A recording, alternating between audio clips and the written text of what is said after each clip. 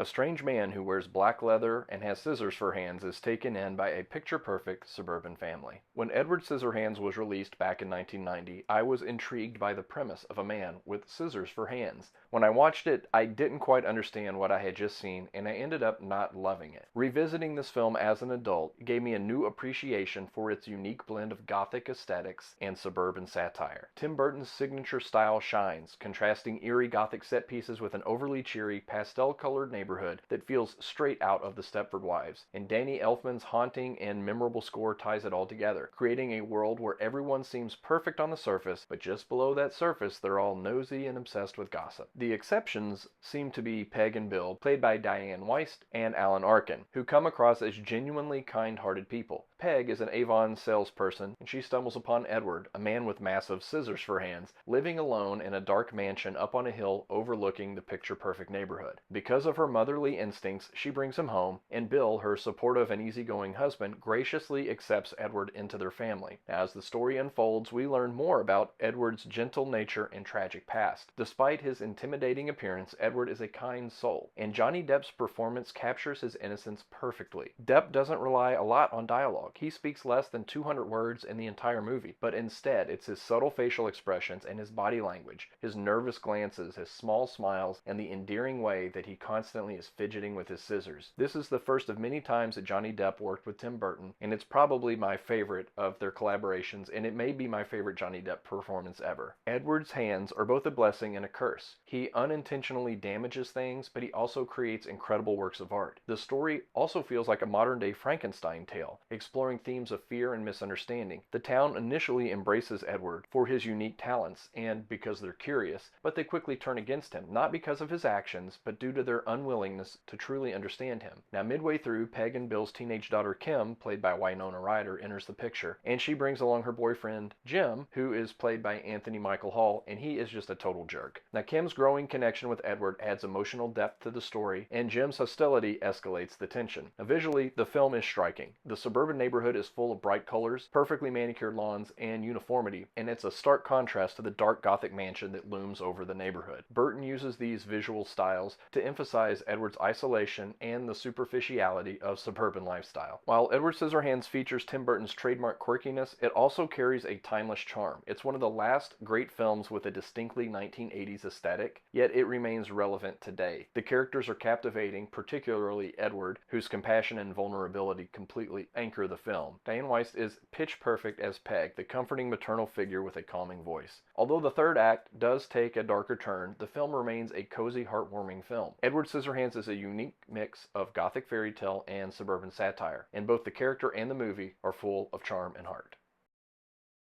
Dressing in shiny black leather, gothic castles in your side view mirror, hugging without cutting, picture perfect pastel neighborhoods, topiary arts, wondering if you should sleep in a waterbed,